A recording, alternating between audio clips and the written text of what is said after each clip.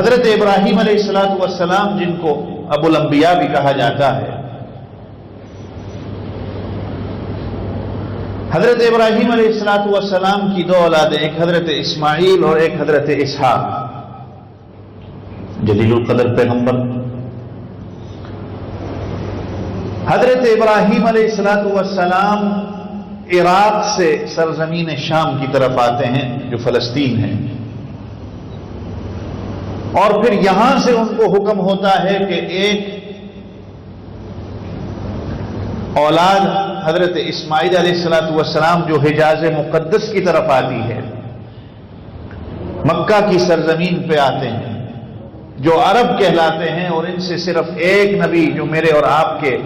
محبوب حضرت محمد رسول اللہ محمد مصطفیٰ احمد مجتبیٰ صلی اللہ علیہ وسلم ہیں جو ان کی اولاد سے آتے ہیں۔ اور اسی طرح حضرت اسحاق علیہ السلام جن سے حضرت یعقوب علیہ السلام کی نسل چلتی ہے، اور حضرت یعقوب علیہ السلام کا جو لقب ہے وہ اسرائیل ہے، جو عبرانی زبان میں مانا کہ اللہ کا بندہ۔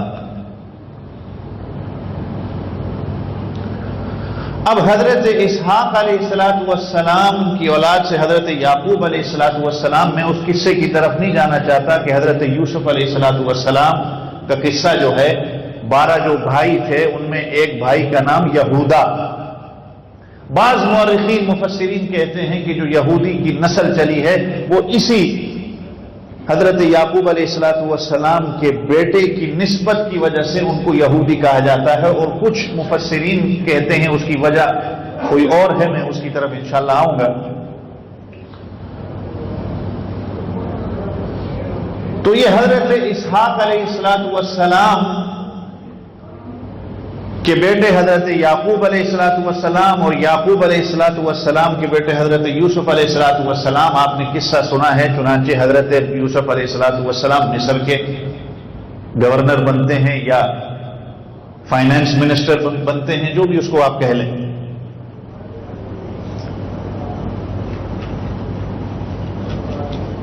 بھائیوں نے ظلم کیا، جیسے میں نے کہا نا کہ ان کی شرارتیں اور ان کی خباثتیں، ان کی بدعقیدگیاں شروع سے اللہ نے ظاہر کر دی ہیں کہ یہ یہودی کتنی بڑی بدبخت قوم ہے، اور ہمیشہ ہمیشہ کے لیے اللہ کی طرف سے پھٹکاری ہوئی اور لعنت شدہ قوم ہے۔ کبھی ہم بیٹھ کے اگر سورہ بقرہ کی تفسیر پڑھیں یا باقی سورتوں پہ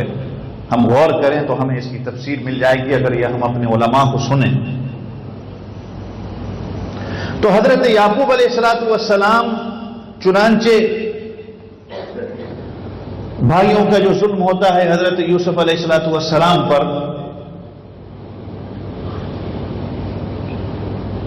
اپنے والد کو 40 سال تک رلانا اور اپنے سگے بھائی کو کنویں کے اندر پھینکنا۔ خیر المختصر یہ کہ پھر ایک وقت آتا ہے کہ حضرت یوسف علیہ السلام جب منسٹر بنتے ہیں، پھر حضرت یوسف علیہ السلام کے بھائی آتے ہیں، پھر ان کا مسکن جو ہے وہ مصر میں ہوتا ہے۔ اور پھر اللہ قرآن میں بھی کہہ رہے ہیں کہ ہم نے پھر تمہیں بادشاہت بھی دی، تمہارے درمیان انبیاء بھی آئے، اور اسی کے دوران جب بادشاہت ان کو ملی، ان کے درمیان انبیاء آئے، اللہ نے ان کا جب وہ پورا سسٹم چلانا چاہا کہ ایک سسٹم کے تحت یہ لوگ اللہ کے حکموں کی فرما برداری کریں، آنے والے پیغمبر کی بات کو مانیں، لیکن جب انہوں نے اللہ کے حکم کو ٹھکرایا، اللہ کے حکموں کا مذاق اڑایا، اللہ کے پیغمبروں کی بات کا مذاق اڑایا، ایک گروہ مذاق اڑانے والا قرآن کہتا ہے اور ایک گروہ انبیاء کو قتل کرنے والا۔ مفسرین نے لکھا ہے کہ تقریباً 4000 کے قریب لگ بھگ انبیاء اللہ نے بنی اسرائیل جو ان کی اولاد، ان کو بنی اسرائیل کہا جاتا ہے، یعنی اسرائیل کی اولاد، حضرت یعقوب علیہ السلام کی اولاد،